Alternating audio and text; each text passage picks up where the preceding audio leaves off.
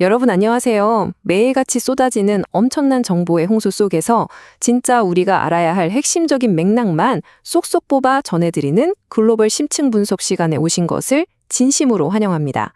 오늘 우리는 정말 극명하면서도 흥미로운, 어떻게 보면 완전히 상반된 두 가지 세계를 아주 깊이 있게 탐험해 보려고 해요. 하나는요, 전 세계 무대에서 정말 거침없이 치고 올라가는 한국의 강력한 경제, 그리고 문화적 파워입니다. 진짜 가슴 벅찬 이야기죠. 그런데 동시에 지금 지구촌 곳곳에서는 우리 마음을 아주 무겁게 짓누르는 굉장히 복잡하고 어두운 현실들도 펼쳐지고 있거든요. 마치 빛과 그림자 같은 이 두 가지 완전히 다른 세계가 지금 어떻게 교차하고 있는지 제가 아주 직관적이고 속 시원하게 파헤쳐드리겠습니다. 자, 다들 준비되셨죠? 오늘 우리가 함께 쫙 훑어볼 5가지 핵심 주제들입니다. 쿠팡발 사법주권 논란부터 펄펄 끓는 한국 증시와 K-팝 소식, 그리고 미국대 치료시설의 충격적인 실태, 마지막으로 절대 놓치면 안 될 글로벌 뉴스 브리핑까지 갈 길이 머니까 바로 출발해보겠습니다. 자, 첫 번째 이야기입니다. 쿠팡, 그리고 사법주권.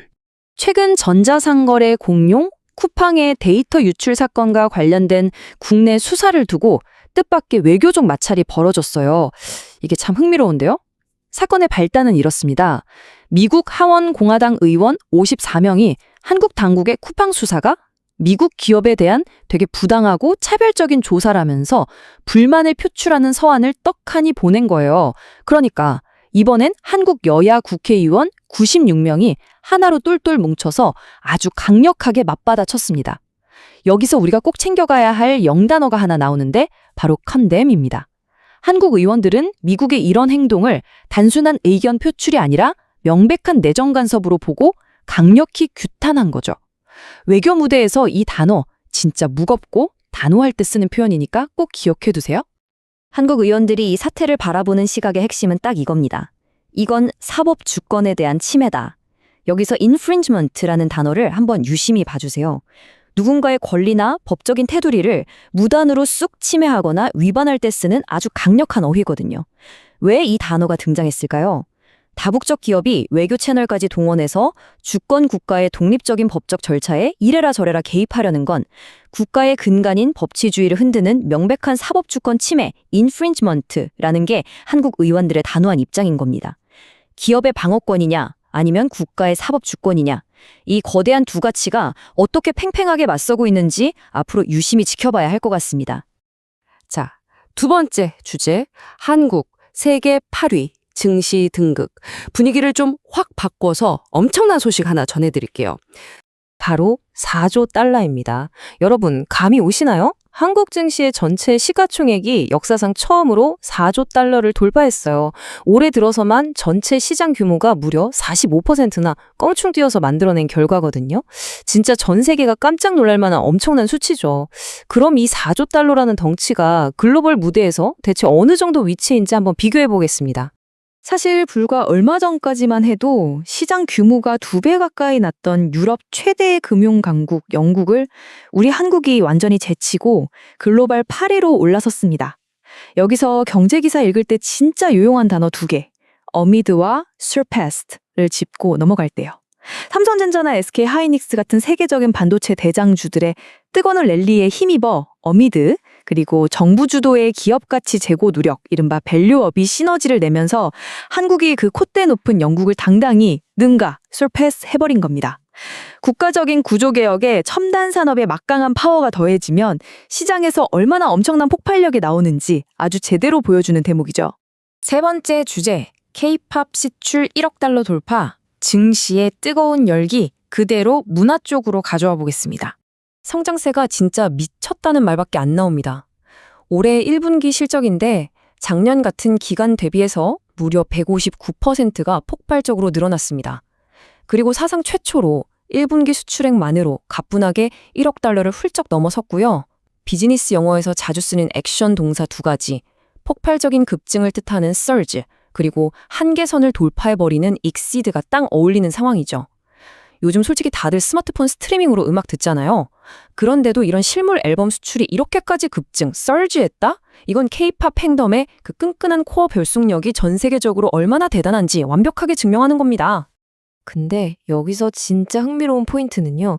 얼마나 많이 팔았냐가 아니라 대체 어디로 그렇게 팔려 나갔냐는 거예요. 전체 수출액에서 무려 28%를 차지하며 당당히 1위에 오른 나라. 어딜까요? 네, 바로 미국입니다. 전통적으로 케이팝의 가장 큰 큰손이었던 일본을 미국이 처음으로 제쳐버린 거예요. 게다가 전 세계 131개 수출국 중에서 무려 94개국에서 최고 기록을 갈아치웠습니다. 케이팝이 이제 아시아의 어떤 매니아 문화를 넘어서 그냥 전 세계의 음악 시장을 관통하는 거대한 메인스트림 그 자체가 되었다는 거죠. 정말 가슴 웅장해지는 사실 아닙니까? 자, 네 번째 주제입니다. 미국 치료시설의 남용 실태. 여기서부터는 분위기를 좀 크게 바꿔볼까 합니다. 조금 전까지의 환호는 잠깐 접어두시고요. 지금부터는 정말 진지하고 깊게 생각해봐야 할 아주 무거운 이야기를 꺼내보려고 합니다. AP통신이 심층 취재로 폭로한 미국 내 이른바 문제아 산업의 아주 어둡고 충격적인 민낯을 파헤쳐 보겠습니다. 25에서 40%, 영리 목적으로 운영되는 미국의 주거형 치료시설, 사실상 수용소나 다름없는 이곳에 갇혀있는 아이들 중 입양아가 차지하는 비율입니다. 원래 미국 전체 아동 중에서 입양아 비율이 단 2%밖에 안 되거든요. 근데 이 시설에는 유독 입양아가 이렇게나 넘쳐납니다. 따뜻한 새 가족의 품에 안겼던 그 연약한 아이들이 대체 어쩌다가 규제조차 제대로 없는 이런 사설시설들로 되거 내몰리게 된 걸까요? 13살, 그 어린 나이에 이 시설에 오게 된 케이트의 이야기를 한번 따라가 보겠습니다. 케이트는 과거에 겪은 끔찍한 성추행 트라우마 때문에 밤에 취침 등이 없으면 단 한숨도 자지 못하는 아이였어요. 그런데 어느 날 밤, 룸메이트가 무심코 불을 꺼버렸고 케이트는 어둠 속에서 극도의 공황 상태에 빠집니다. 직원이 3명이나 달려왔어요. 위로해주러 온 줄 알았겠죠? 하지만 그들은 케이트를 통제불능이라며 차가운 바닥에 패대기치고 그대로 짓눌렀습니다. 한 명은 얇디얇은 팔을 꺾고 다른 한 명은 버둥거리는 다리를 압박하고 무려 1시간 동안이나요. 케이트는 성인이 돼서 스스로 퇴소 서명을 하고 나올 수 있었던 18살까지 인생에서 가장 빛나야 할 청소년기를 이런 끔찍한 공포와 억압 속에서 버텨야 했습니다. 재판도 없고 정해진 형량도 없는 진짜 지옥 같은 감옥이었던 거죠. 이 기막힌 비극의 한가운데에는 RAD, 즉 반응성 애착장애라는 진단병의 아주 악의적인 오남용이 숨어 있습니다. 원래 이 RAD는 생후 초기에 부모로부터 정말 극심한 방치를 겪은 아주 어린 영유아들에게만 나타나는 엄청나게 희귀한 질환이거든요. 그런데 이 영리시설들은 사춘기를 겪으면서 아주 자연스럽게 방황하고 반항하는 10대 입양아들에게 이 무시무시한 RAD, 딱지를 막 갖다 붙이는 겁니다. 그러고는 지푸라기라도 잡고 싶은 절박한 양부모들에게 기적적인 치료를 해주겠다면서 한 달에 무려 2만 달러? 우리 돈으로 약 2,700만 원이나 되는 어마어마한 돈을 청구하는 거죠. 철저하게 부모의 공포심을 돈으로 환산하는 아주 끔찍한 비즈니스 모델인 겁니다.